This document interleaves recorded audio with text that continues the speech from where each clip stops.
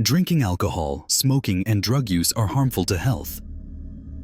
Here's a revised version of your text, with some words changed to maintain the meaning, but alter the phrasing. It was the summer of 2018 when I first learned about the Eldridge Preserve. I was browsing obscure hiking forums late at night, the kind where enthusiasts share tales of off-trail escapades and secret spots absent from any official maps. That's when I came across a thread titled, "The Shifting Woods. Stay away." The original poster claimed it was a patch of forest in upstate New York, hidden on private property owned by a secretive family that had controlled it for generations. The trees, they said, rearranged themselves every night, like silent guardians, repositioning under the cloak of darkness. Hikers who ventured in during the day would find their routes altered by morning, ensnaring them in an ever-changing labyrinth. Most scoffed at it as urban legend nonsense, but a few responses from alleged locals supported it with cryptic cautions. Intruders vanish. Keep out. I was 28 then, fresh from a breakup that left me with too much idle time and a restless urge for distraction. My name's Alex Harlan, and I'd always been drawn to thrills, urban exploration, abandoned sanitariums, that kind of thing. But this, a living forest that shifted, it sounded like the perfect mix of eerie and improbable. I persuaded my friend Mike to join me. He was doubtful, calling it some horror story nonsense, but he needed an escape from his dead-end job too.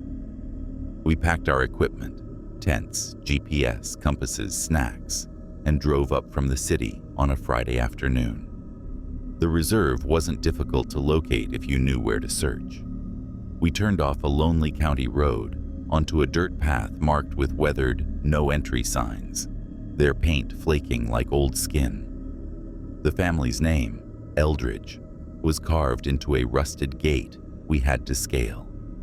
Beyond it, the forest loomed, thick pines and oaks that devoured the sunlight, their branches entwined like clasped hands. We trekked about 2 miles before pitching camp in a small clearing. The air was heavy with the smell of wet soil and resin, and there wasn't a soul around. No birds chirping, no rustling animals, just a heavy silence that made our footsteps feel like violations. That first night passed quietly. We built a fire, opened some beers, and chuckled about how we'd likely just squandered a weekend on a myth. Mike jotted down a rough map of the area in his phone's notes app, noting landmarks. A gnarled oak we called the Gallows for its low, twisted limb. A group of boulders resembling giant teeth, and a narrow creek that murmured softly. "If the trees shift," he teased, "we'll just follow the stream out." I nodded, but something about the forest unsettled me. As the sun sank below the canopy, the shadows seemed to stretch further than they should, pooling like tar around our tent. We woke at dawn to mist so dense it clung to our skin. Mike was up first, stretching and yawning. "See, everything's exactly where we left it." But as I stepped out, I froze. The hangman oak, it wasn't where it had stood. Last night, it was roughly 50 yards north of our campsite, visible from the fire pit. Now, it towered directly east, its limb casting a shadow over our tent. I pointed it out to Mike, but he dismissed it. Must have gotten it wrong. Forests all blend together. We packed up and trekked deeper, aiming for what the forum post called the core of the preserve, a rumored ancient grove where the shifting was most noticeable. By noon, unease started to surface. Our GPS malfunctioned, the signal jumping wildly. The compass twirled sluggishly, refusing to fix on north. We brushed it off as magnetic disruption, perhaps from iron deposits in the ground. But then, we encountered a wall of trees, literally. What had been a clear trail yesterday was now blocked by a dense cluster of young saplings, their trunks interlaced like a barricade. "This wasn't here," Mike whispered, checking his map. We retraced our steps, but the creek we'd followed had disappeared, replaced by a parched bed of cracked dirt. Fear flashed in his eyes, but we pressed forward, marking trees with bright tape from my pack.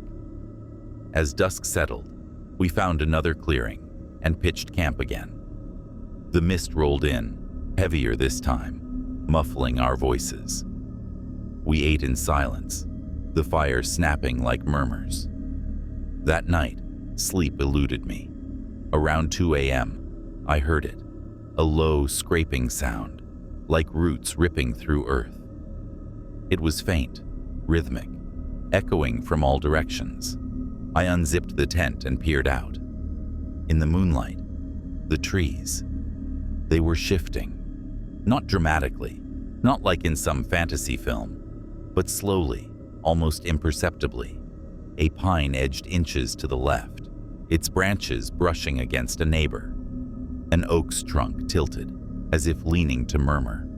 It was like watching time-lapse footage in real time, subtle but undeniable. My pulse raced. "Mike," I whispered, shaking him awake. He groaned, looked out, and his face turned ashen. What the hell? We didn't rest after that. At dawn, we tried to escape, but the forest had transformed. Trails we knew were gone, replaced by thick undergrowth. The bright tape markers, torn, strewn like confetti. We roamed for hours, the sun filtering through in bewildering patterns. Thirst gnawed at us. Our water bottles were nearly empty. Mike started raving about how we were intruding on cursed ground, how the Eldridges probably knew about this and let fools like us stumble in to perish. I told him to quiet down, but deep down, I wondered. The forum post had mentioned vanishings, hikers who never emerged, their cars found abandoned by the gate. By nightfall, we were drained, our legs throbbing from looping what felt like the same circuit. We camped in a spot that seemed familiar, but the trees around us were different, taller, ancient, their bark carved with odd patterns that almost resembled faces. The scraping noise returned, louder now, shuddering through the earth. I watched as a massive oak tilted slightly, its roots wriggling like serpents before settling a few feet away. It was corralling us, guiding us deeper.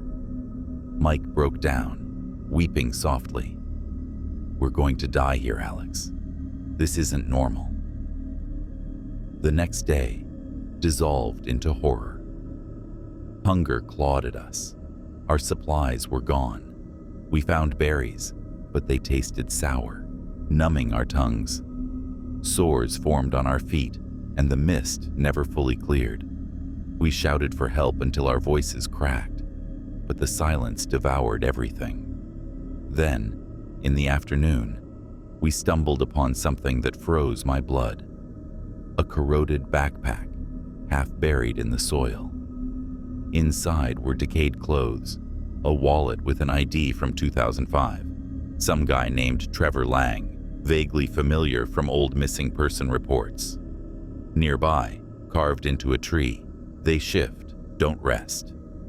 Mike snapped. He bolted, screaming about finding the boundary. I pursued him, but the trees seemed to tighten, branches lashing my face. I lost him in the haze. Hours later, his cries echoed, far off, distorted, then silenced abruptly. I called his name until nightfall, but he was gone. Alone now, dread consumed me. The forest wasn't just changing, it was alive, sentient. It preyed on intruders, rearranging itself to disorient, to separate, to devour. That night, the scraping was overwhelming. I crouched in the tent, flashlight beam trembling. Outside, shadows swayed, trees creeping closer, surrounding my camp like hunters. One root tore through the tent floor, wrapping around my leg. I hacked at it with my knife, drawing sap like blood that seared my skin. I fled into the darkness, branches ripping my clothes, roots stripping me. The forest murmured now, voices in the breeze. Intruder. Remain. Days blurred together. I lost count. I drank from puddles, ate leaves that made me see visions. Images of Mike, his face contorted in pain, roots erupting from his eyes. I found bones, human bones, strewn like warnings. The Eldridges, I realized, weren't owners. They were keepers, warding people off because they knew. This land was ancient, cursed by something older than time, perhaps Native American spirits, or something primeval. Trespassing wasn't just forbidden, it was a violation. I crawled out eventually, or so I thought. The trees parted one morning, revealing the gate. I staggered to our car, drove to the nearest town, rambling to the police. They searched but found no sign of Mike. Officially, he was a lost hiker, vanished in the woods. They cautioned me about trespassing penalties, but let me go with a fine. The Eldridges? They dismissed everything, claiming the land was just dense forest. But I know the truth. The forest shifts, it ensnares, and sometimes it releases one, to spread the caution, or perhaps to draw more in. If you're reading this, stay away. Don't trespass, because if you do, you'll hear the scraping, feel the roots, and become part of it forever.